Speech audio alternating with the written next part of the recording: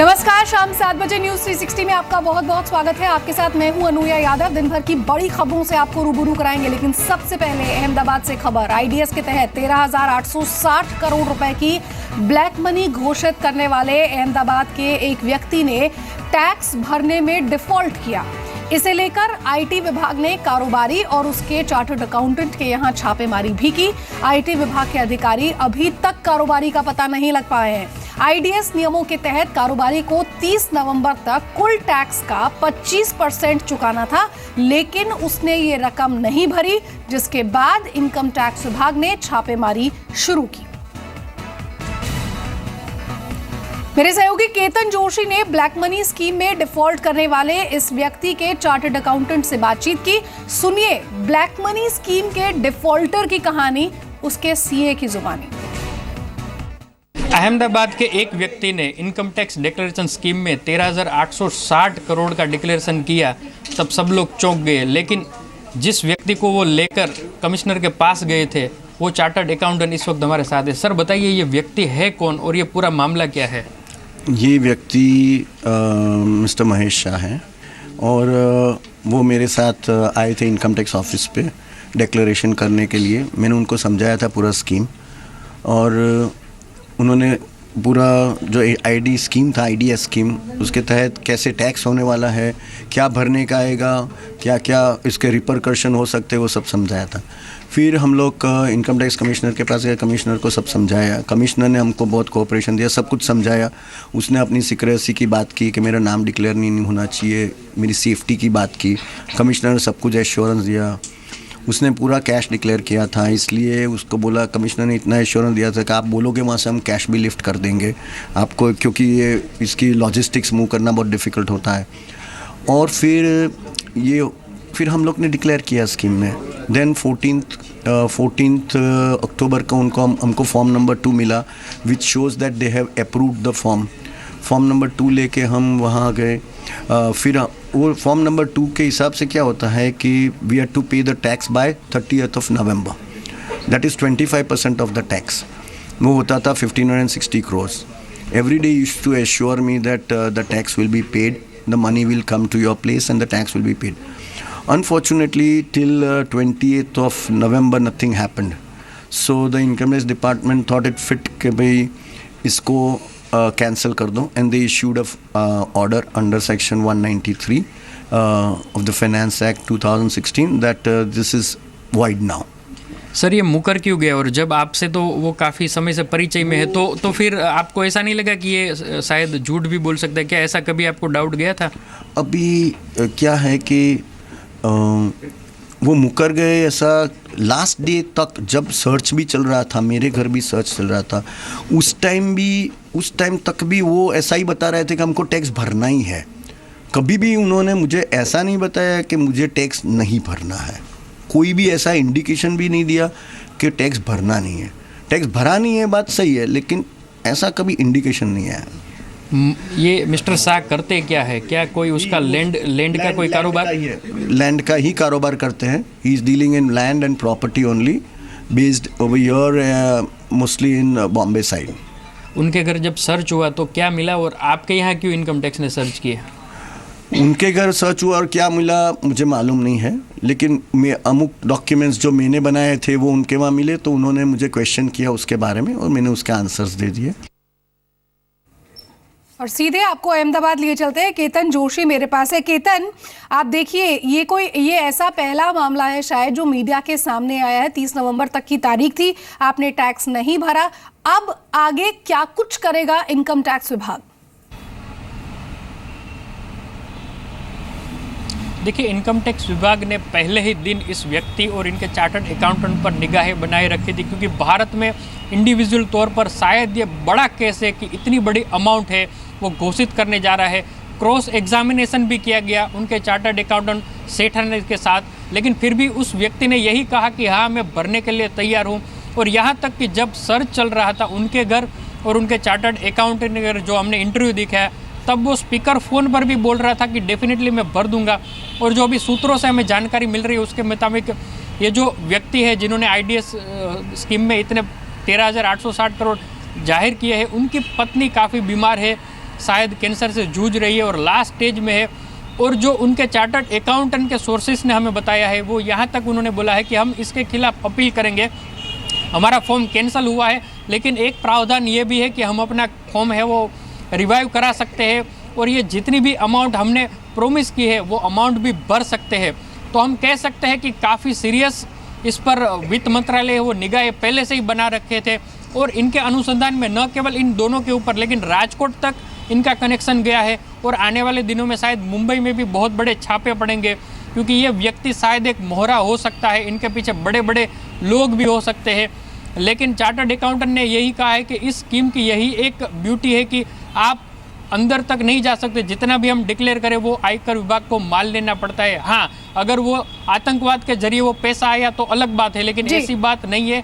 ये पैसा black money का है, इसलिए वो आगे जाकर ये भर देगा, ऐसा उन्होंने अभी इंश्योर किया है।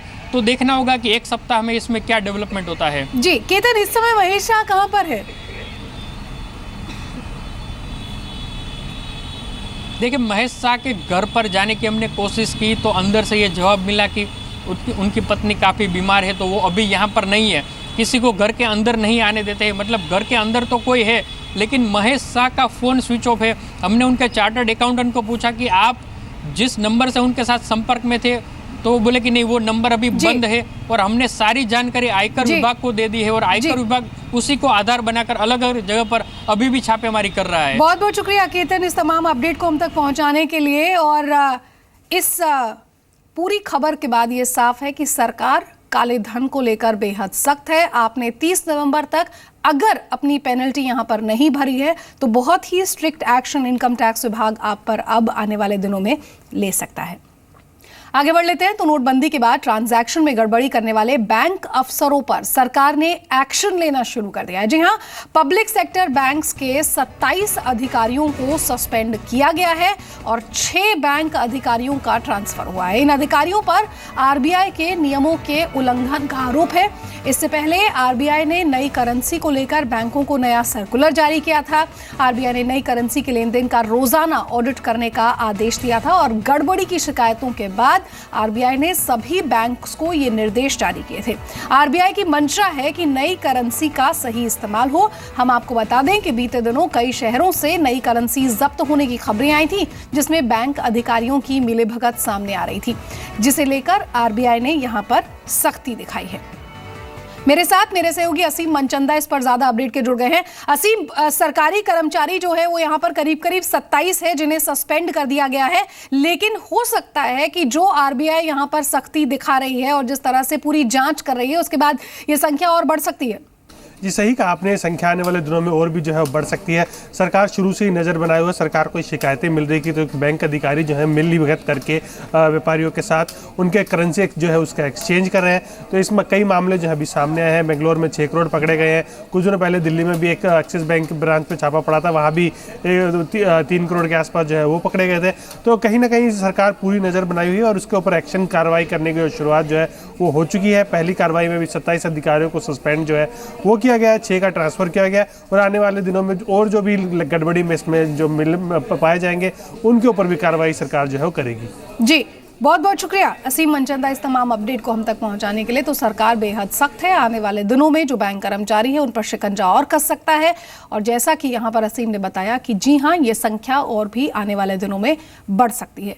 नोटबंदी के बाद ब्लैक मनी पर और लगाम कसने के लिए सरकार इनकम टैक्स विभाग के अधिकारियों के डिस्क्रिशनरी पावर यानी कि खुद से फैसले लेने के अधिकारों में कटौती की तैयारी कर रही है।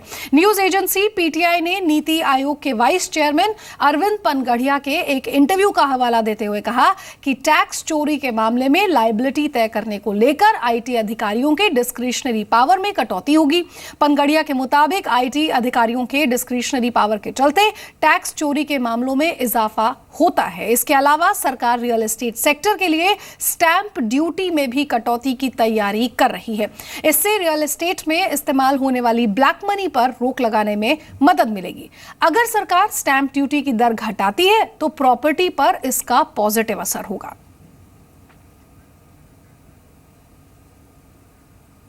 और आज आधी रात से 500 रुपए के पुराने नोटों से आप पेट्रोल, डीजल और सीएनजी नहीं खरीद पाएंगे। एयर टिकट खरीदने के लिए भी पुराने 500 रुपए के नोटों का इस्तेमाल आधी रात के बाद बंद हो जाएगा। पुरानी 500 रुपए की नोट के इस्तेमाल से डीजल और पेट्रोल भरवाने का आज रात 12 बजे तक का आखिरी दिन है। हालांकि दूसरी जरूरी सेवाओं में पहले की तरह ही 15 दिसंबर तक आप पुराने 500 रुपए के नोट का इस्तेमाल कर सकते हैं। आज आधी रात से नेशनल हाईवे पर फ्री टोल टैक्स की सुविधा भी खत्म हो रही है। हालांकि हाईवे टोल प्लाजाज पर 500 रुपए के पुराने नोट लिए जाएंगे, लेकिन टोल चार्ज कम से कम 200 रुपए भरना पड़ेगा। साथ ही पुराने नोट से टोल चुकाने के लिए प्रीपेड कार्ड, फास्टैग भी खरीद सकेंगे। मेरे साथ सिल्की सीधा मुंबई से यहाँ पर जुड़ गई है। सिल्की, आज आधी रात से आप पेट्रोल, डीजल, सीएनजी ये सब नहीं कर पाएंगे, लेकिन साथ ही साथ टोल प्लाजाज पर भी आपको यहाँ पर अब पुराने नोट चुका सकते हैं, लेकिन कम से कम चार्ज 200 रुपये होना चाहिए। जी ज़रूर अनुया, हमारे साथ यहाँ पर बात करने के लिए petrol pump owner mister Mattoo हैं, जिनका वर्ली में एक पेट्रोल पंप है। काफ़ी पॉश लोकेशन होने और प्राइम लोकेशन होने की वजह से यहाँ पे बहुत सारे लोग आते हैं अपने फ्यूलिंग के लिए। सर, आपसे जानना चाहेंगे कि किस तरह की दिक्कतें लोग बता रहे हैं कि ये जो 500 की करेंसी बंद हो जाएगी आज आधी रात से, तो किस तरह की दिक्कतें लोगों ने बताई हैं कि उनको आगे झेलने को मिलेगी? पहले तो कस्टमर के मन में ये था कि भाई 15 तारीख तक वैलिड है। हाँ। तो अचानक कल जब डिक्लेयर कर लिया कि भाई 2 तारीख मिडनाइट से बंद होगा, तो आज काफ़ी लंबी क्यू है सुबह से। दोपहर को तो बड़ा मैड रश था, तो जिसमें काफ़ी दिक्कतें हमको आई है ट्रैफिक संभालने में। और मेजर क्वांटिटी जो कैश में सेल होता है 90% 500 के डिनोमिनेशन में हुआ है।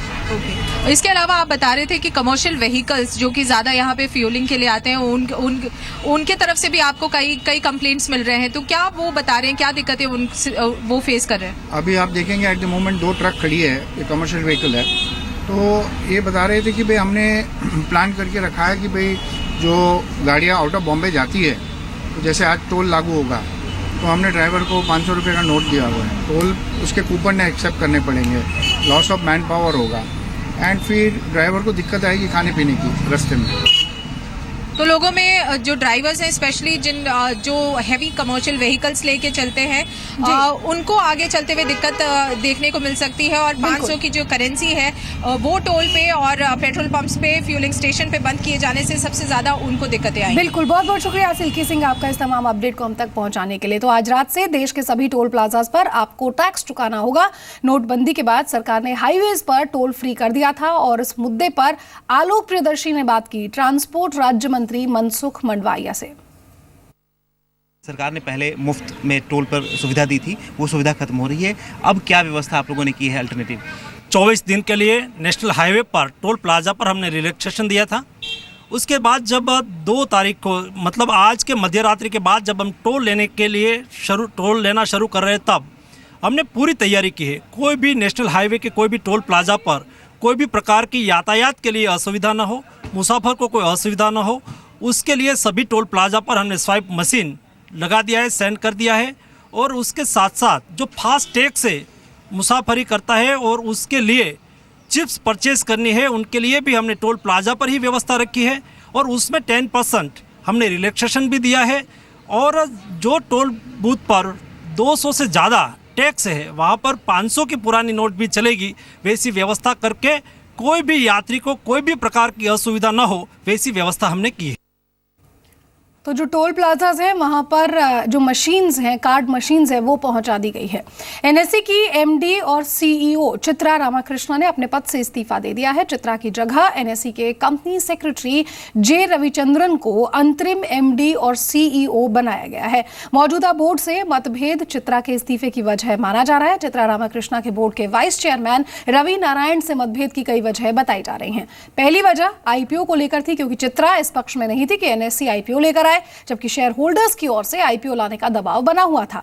दूसरी वजह एनएसई के सीओओ सुब्रमण्यम आनंद की नियुक्ति का है। बोर्ड ने सुब्रमण्यम आनंद की नियुक्ति पर ऐतराज जताया था और अक्टूबर में हटा दिया था। सुब्रमण्यम आनंद की सैलरी करीब 4 करोड़ रुपए थी, जिसे लेकर सेबी ने भी सवाल उठाए थे। चित्रा ने ही सुब्रमण्यम को सीओओ के तौर पर नियुक्त किया था। इसके अलावा डार्क फाइबर केस को लेकर भी एनएसई के मैनेजमेंट पर सवाल उठ रहे थे, क्योंकि सेबी की टेक्निकल एडवाइजरी कमेटी ने एनएसई मैनेजमेंट की लापरवाही पाई थी।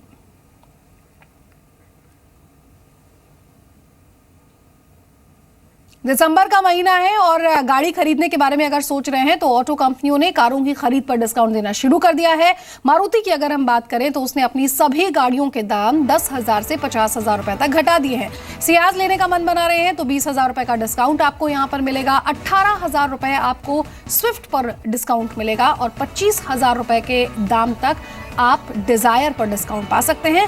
जानकारों के मुताबिक दिसंबर के महीने में बिक्री बढ़ाने के लिए अन्य कार कंपनियां भी गाड़ियों की कीमतें घटा सकती हैं। आपको बता दें कि नोटबंदी के बावजूद नवंबर में मारुति की बिक्री 12% बढ़ी है।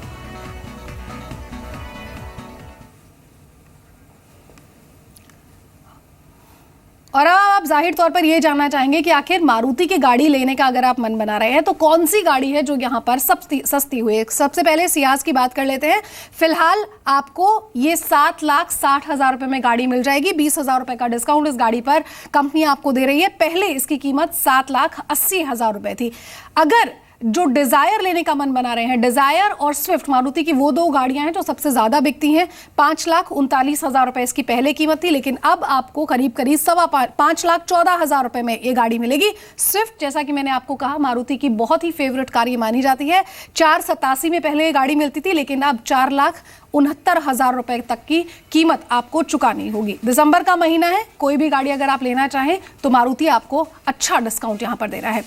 एयरटेल पेमेंट बैंक ने अपने ग्राहकों के लिए कई नए ऑफर्स का ऐलान किया है। एयरटेल पेमेंट बैंक ने अपने ग्राहकों को 1 रुपया जमा करने पर 1 रुपए का टॉक टाइम फ्री देने का ऐलान किया है। जी हाँ, साथ ही साथ एयरटेल पेमेंट बैंक ने बचत खाता धारकों को 7.25% ब्याज देने का ऐलान भी किया है, जो भारत में सेविंग खाते पर सबसे ज्यादा ब्याज है। एयरटेल पेमेंट बैंक के एमडी और सीईओ शशि अरोड़ा का कहना है कि उनका मकसद लोगों को बैंकिंग सेवाएं उनके घर पर देने का है।